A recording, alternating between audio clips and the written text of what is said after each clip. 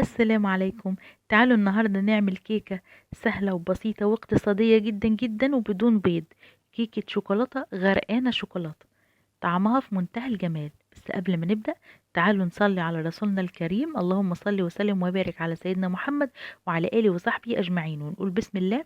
ونجيب بقى كوبايتين من الزبادي، اللي هي وزن الواحدة 105 جرام.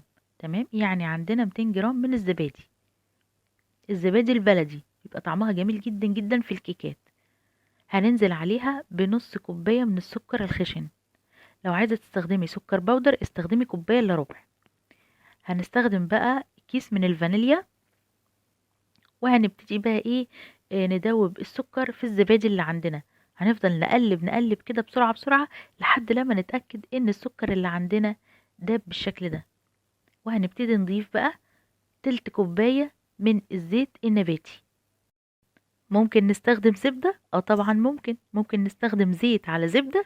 تلت كوباية، طبعا ممكن، كل شيء ممكن. ولكن هي الزيت بيديها هشاشة كده وخفة، لان لاحظ ان احنا مش هنحط بيض في الوصفة. هننزل بقى بالمكونات الجافة. عندي كوباية وربع من الدقيق، وعندي تلت كوباية من الكاكاو أو حوالي 4 معالق كبار من الكاكاو الخام الغير محلى، ومعلقة كبيرة من البيكنج باودر، وكمان عندي ربع معلقة صغيرة من الملح، وكمان نص معلقة صغيرة من البيكنج صودا، ودي مهمة جدا انك تستخدميها علشان دي اللي هتدي هشاشة اكتر مع البيكنج باودر طبعا. هنبتدي بقى ننخل المكونات كويس جدا، ولازم خطوة ان انت تنخلي الدقيق والكاكاو دي، علشان الكاكاو ساعات بيبقى فيه تكتلات كده، والدقيق برضو لازم يتنخل علشان يدي الكيك بتاعنا الهشاشة الجميلة بتاعته. هنبتدي نقلب بقى الدقيق في المكونات. هتلاحظ ان القوام بقى تقيل جدا جدا وقرب يبقى عامل زي العجينة. طيب هنضيف بقى هنضيف نص كوباية من المية المغلية. تمام، انزلي بيها كده مرة واحدة، وابدأي بقى قلبي واحدة واحدة بالطريقة دي لحد لما القوام يتجانس معاكي. احنا عايزين قوام الكيك يكون ولا تقيل قوي ولا خفيف قوي. طيب انا هنا القوام مازال تقيل شوية، هعمل ايه؟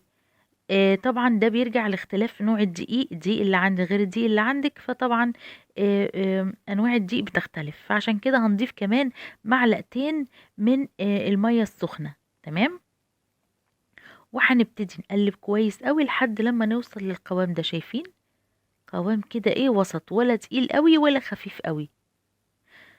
هنجيب بقى صينية وهنبطنها. انا بطنت الجناب بالدقيق، وهحط بقى ورقة زبدة كده من تحت كده في قعر الصينية. ممكن ابطنها كلها بالدقيق عادي، لكن انا كان عندي ورقة زبدة فاستخدمتها عادي. وطبعا في الأثناء دي هنكون مشغلين الفرن على درجة حرارة 180. طبعا احنا ما بنشغلش الفرن من قبلها بفترة. احنا بنشغل الفرن أول لما نبتدي نخلط مكونات الكيك بنشغل الفرن. ليه؟ علشان ما تسخنش قوي الفرن مننا. تمام، حتى لو انت ظبطها على 180 برضو ممكن الفرن لو سبتيها فترة طويلة شغالة هتسخن بزيادة. تمام، هنبتدي بقى ننزل بالمكونات كلها كده، وبعد كده هندي الصينية بتاعتنا كده خبطتين كده علشان نتخلص من اي فقاعات هواء. وبعد كده ندخلها الفرن بقى، تاخد حوالي يعني 35 دقيقة ل40 دقيقة. طيب تعالوا بقى نعمل احلى جناش شوكولاتة. هنعملها بالمية. هنجيب هنا دول 100 جرام من الشوكولاتة الخام، وحطيت عليهم 50 جرام من المية، او يعني حبة مية صغيرين كده ما يجوش ربع كوباية. تمام، طبعا مية مغلية. وهنسيبها شوية كده ونبتدي نقلب. هيطلع معاكي أحلى جناش شوكولاتة لامع، بدون لبن حليب، بدون كريمة خفق أو طهي أو أي نوع كريمة، وطعمها في منتهى الجمال. شايفين اللون؟ شايفين القوام؟ كل لما طبعا هيقعد كل لما هيتقل، خلي بالك. يعني ما تقوليش يا ده خف مني، لا سيبيه شوية يبرد هتلاقي ان قوامه تقل معاكي.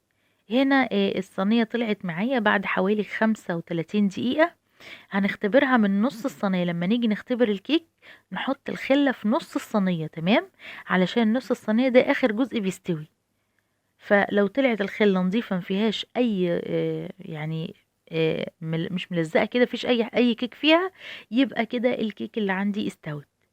تمام، هنبتدي بقى نخرج الكيك من الصينية بتاعتنا، ونبتدي بقى نحط عليها الجناش الجميل ده. طبعا انا بسيب الكيك يبرد تماما علشان اخد منه احلى طعم ممكن. هنبتدي بقى ننزل بالجناش اللي عندنا بالشكل ده. سهلة وبسيطة ولذيذة جدا جدا ومش مكلفة. وطعمها حلو، طعم الشوكولاتة جميل جدا جدا. وكل لما يكون نوع الكاكاو الخام جودته كويسة بيديكي نتيجة أفضل بكتير من أنواع الكاكاو اللي هي مش كويسة. أفضل أنواع الكاكاو هي الكاكاو الخام الأسباني. وده حلو جدا جدا، بتلاقيه موجود عند مستلزمات الحلواني. ممكن تشتري منه 100 جرام، 50 جرام، 200 جرام، زي ما انت عايزة. شايفين بقى الكيك مرتفع قد ايه؟ ارتفاعها جامد جدا جدا، المسامات بتاعتها مظبوطة، مفيش بقى فقاعات هوا فيها كده كتيرة. مساماتها ضيقة خالص وجميلة، اللي هيشوفها مستحيل هيفرق بينها وبين الكيك اللي معمول بالبيض.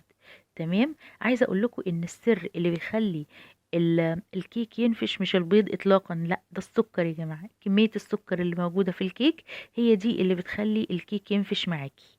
اديني قلتلك السر اهو، ازاي بقى كيك من غير بيض. هو ده السر. لو عجبك الفيديو وصلت معايا لحد هنا ما تبخليش عليا باللايك، نوريني بالاشتراك في القناة وفعلي زر الجرس علشان يوصلك كل جديد. شكرا للمشاهدة.